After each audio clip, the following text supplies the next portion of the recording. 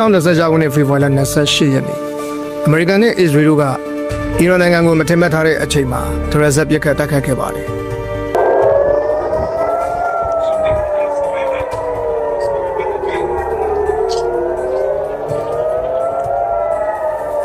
သူတို့က Time on Target DOD လို့ခေါ်တဲ့ကြောက်စရာကောင်းတဲ့စစ်ဗျူဟာတစ်ခုကိုအသုံးပြုခဲ့ကြပြီးတော့ဒါကအမြောက်တပ်တွေဒါမှမဟုတ်ထုံးကြီးစနစ်တွေကနေပြစ်လွှတ်လိုက်တဲ့ကြီးတွေအားလုံးကပြင်းမဲ့ပုံကိုတမန်တဲ့ချရောက်ပောက်ကွဲစီတဲ့နီးဗျူဟာပဲဖြစ်ပါတယ်။ U.S. President Donald Trump says Iran's supreme leader, Ayatollah Ali Khamenei, has been killed. Israeli Prime Minister Benjamin Netanyahu has claimed there are many signs the supreme leader is no longer alive. President Trump says that Iran's supreme leader, Ayatollah Khamenei, is dead. Proud people of Iran, I say tonight that the hour of your freedom is at hand. Stay sheltered, don't leave your home. It's very dangerous outside. Bombs will be dropping everywhere. လေတင်တဲ့မော်နှစီနဲ့ဖြတ်သိမ်းမော်အုပ်စုတွေကိုတုံးချပြီးအစ္စရေးတိုက်လေယာဉ်တွေနဲ့အမေရိကန်ရဲ့ cruise ဒုံးကြီးတွေကပြစ်မှတ်တွေကိုတစ်စက္ကန့်မလွဲတပြိုင်နက်တည်းထိမှန်သိပ္ပံနည်းကျတွက်ချက်တိုက်ခိုက်ခဲ့တာဖြစ်ပါတယ်။ဒီစစ်စင်ရေးရဲ့အဓိကရည်ရွယ်ချက်ကတော့အီရန်ရဲ့အမြင့်ဆုံးခေါင်းဆောင်ခါမီနီနဲ့ထိပ်ပိုင်းခေါင်းဆောင်တွေကိုလှုပ်ချန်ဖို့ပဲဖြစ်ပါတယ်။အမေရိကန်ကစစ်ဘက်ဆိုင်ရာနဲ့အရေးကြီးစက်မှုဇုံတွေကိုဖုံးကျဲနေချိန်မှာ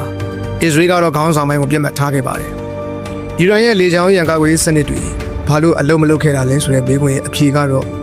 အမေရိကန်ရဲ့အစစ်မြင့် electronic စစ်စင်ရေး electronic warfare ကြောင့်ပါသူတို့ကအာကာသပင်လယ်နဲ့လေကြောင်းတို့ကနေအီရန်ရဲ့ရေဒါတွေကိုလုံးဝအလုံးမလုပ်ဘဲနဲ့ရှုပ်ထွေးကောင်းလှုပ်ဆောင်ခဲ့ပြီးမှဒုံးကြီးအမြောက်အများနဲ့ထက်ခဲ့တာဖြစ်ပါတယ်2026ခုနှစ်ဖေဖော်ဝါရီလ28ရက်နေ့မှာဒီညှိနှိုင်းစစ်စင်ရေးကြီးကစတင်ခဲ့ပါတယ်အစ္စရေးကဒီစစ်စင်ရေးကို Operation Roar of the Lion လို့အမည်ပေးထားပြီးတော့မှအမေရိကန်ကတော့ Operation Epic Fury လို့ခေါ်ဆိုပါတယ်တိုက်ခိုက်မှုကဒီမြို့လေကအစိုးရရဲ့အချက်ချနေရာတွေကိုတဲတဲမမပြစ်မှတ်ထားခဲ့တာပါဒီစစ်စင်ရေးကိုအပိုင်း၃ပိုင်းနဲ့ခွဲခြားထားပါတယ်နံပါတ်1ပထမလိုင်း first wave အနေနဲ့ radar စနစ်တွေနဲ့လေကြောင်းရန်ကာကွယ်ရေးဌာနချုပ်တွေကိုအရင်ဆုံးချိန်မုံပါတယ်